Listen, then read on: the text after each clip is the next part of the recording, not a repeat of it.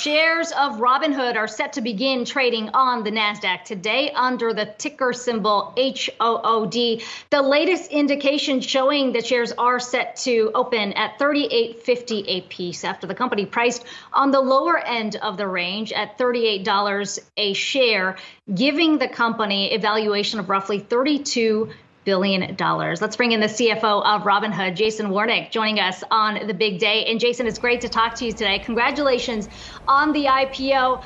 You've got a lot of retail investors who are watching this closely, especially given the big allocation that you've set aside.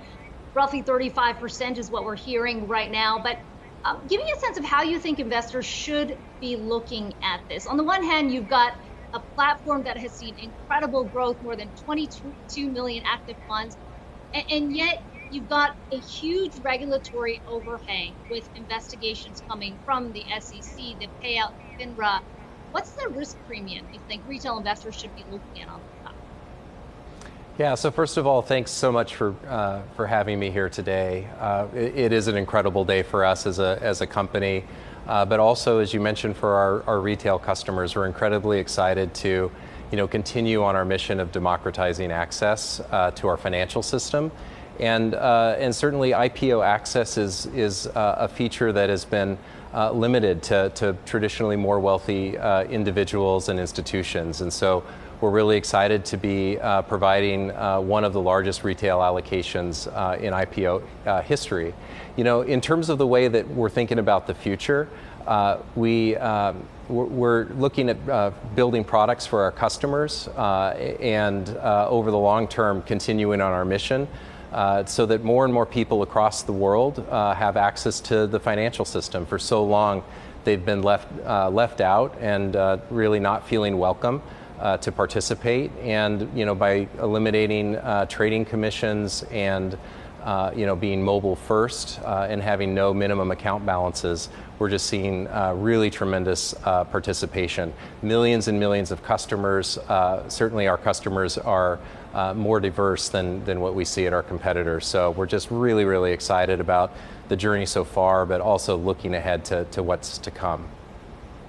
Yeah, you mentioned your competitors there. We were kind of debating around, the risks that Akiko kind of laid out there.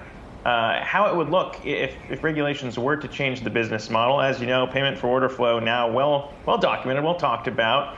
Your competitors also similarly use it. When you look at your competitors, though, much larger, if you think about assets under custody, you guys point to about $100 billion there. The expectations for the latest quarter, $7 trillion, though, from a firm like Schwab.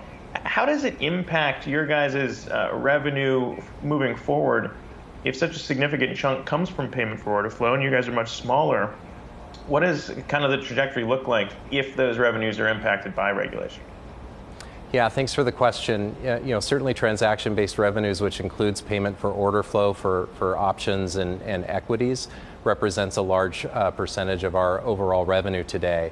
But we're incredibly early on this journey. We launched our product only 6 years ago.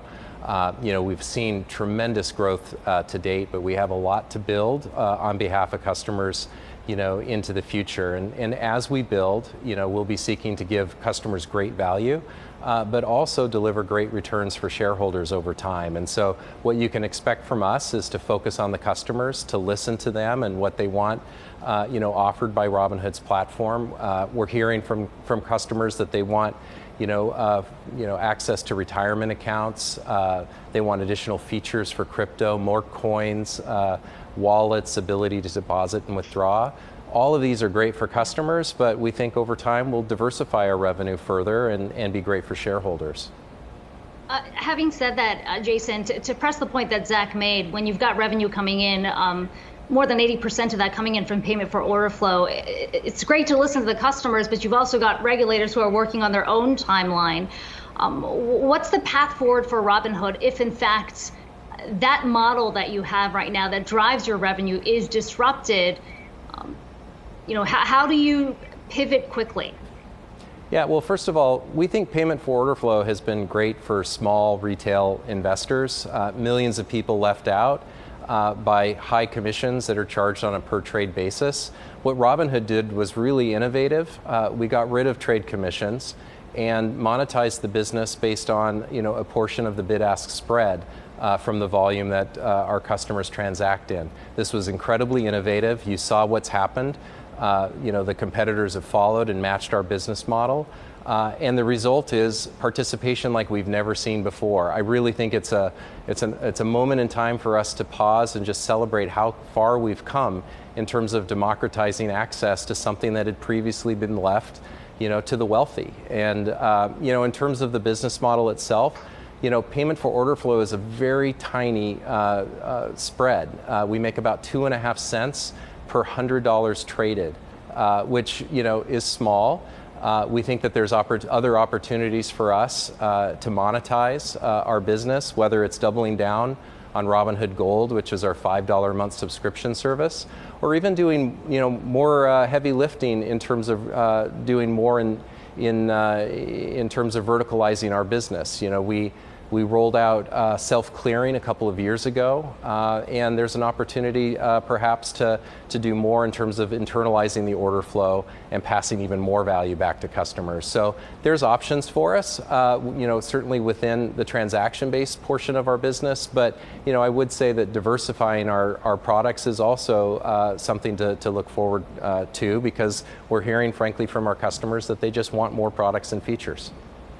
Yeah, let's talk a little bit more about that other side of the business that you might have to flee to or lean in on if payment for order flow is disrupted, because you talked about crypto, and it had become a much larger piece of your guys' revenues in those transactions, 17% almost, compared to about 3% in Q1 last year. But when you talk about costs around building that side out of the business, I'd be curious to see your thoughts on the impact for profitability of the company as you invest more, because you guys promised wallets or said you'd be getting them out as soon as possible in March, still haven't come out yet. I assume it's going to cost a bit more to kind of get that right and avoid the risks of losing customer funds. What's the timeline there? And then also, as you add those costs up, what does it look like for profitability moving forward?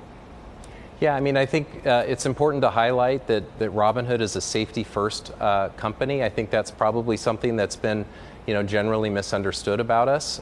We've had some growing pains, certainly, as we've grown, incredibly fast and faster than any broker-dealer in U.S. history, to my understanding.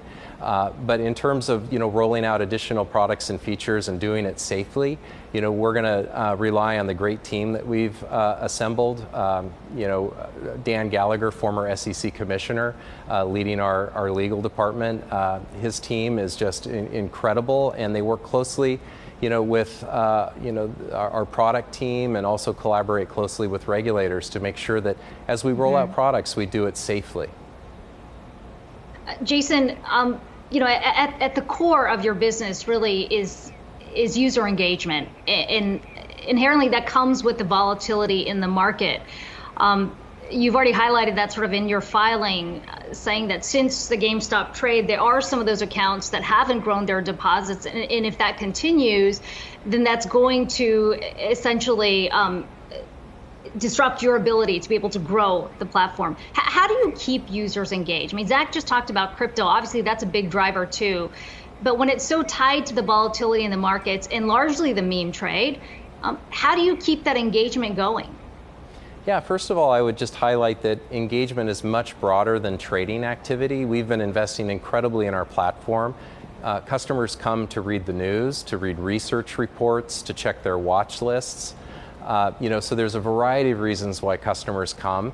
And, our customers, as you pointed out, they grow with us over time.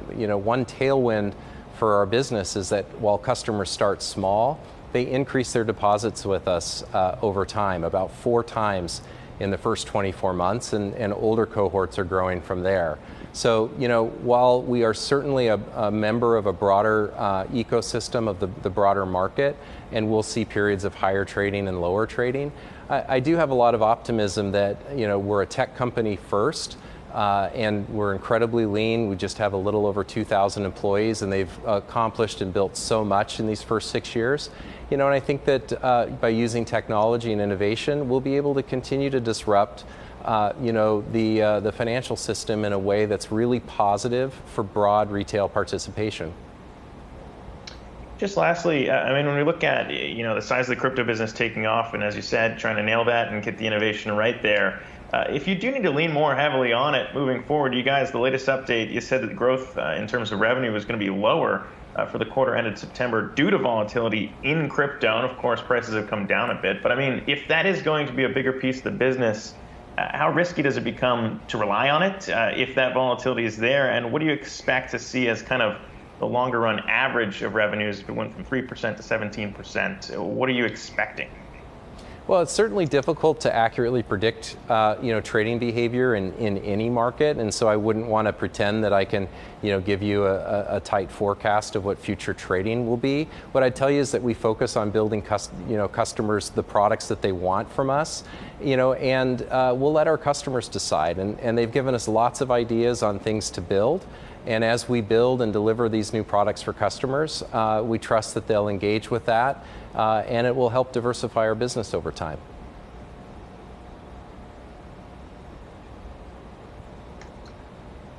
Jason Warnick joining us from Robinhood, the CFO there. It's great to talk to you. Really appreciate your time. Thanks so much for your question.